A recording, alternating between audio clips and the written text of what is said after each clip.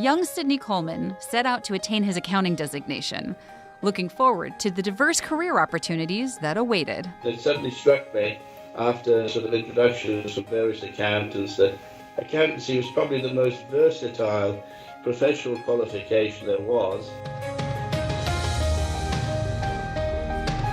But achieving a qualification at such a young age didn't always work in his favor. Well, I started early after school at 16, so I was qualified at 21, which I think was the minimum age at the time. Every job that I looked at that seemed to attract me had a minimum age of 32. I decided I'd go and live and work in the Bahamas on what turned out to be initially an 18-month contract for a bank and trust company there. That 18-month contract turned into 2.5 years, a stint in the Isle of Man, and led Sidney to Grand Cayman in 1973. In the early days, I'd have to say it was quite quiet. We didn't really have, in some cases, a full day's work, and as we got through the 70s and the 80s, that rapidly changed. Sidney joined the Cayman Islands Society of Professional Accountants. He served as secretary and treasurer from 1976 to 1978 and president in 1988. He was also part of the CIIPA Law Committee. See, like the standards of law, like all the standards in the Cayman Islands, we were all sort of grappling in those days to make sure good standards were set.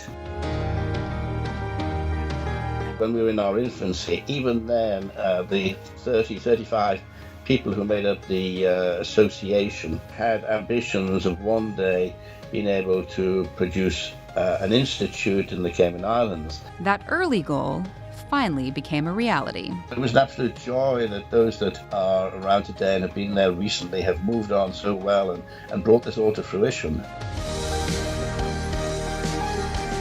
Outside of financial services, Sidney was a founding member of the Cayman Islands Shipping Sector Consultative Committee, which played a key role in developing Cayman's shipping registry. Well, I feel, just a little bit proud that I was part of it. I was just a little part of it, but, there were quite a few people all offering their expertise. I remember saying once or twice to the chairman that I didn't feel as though I knew enough about shipping to be part of this, but all I could bring to the committee was common sense, and he said that's enough for us.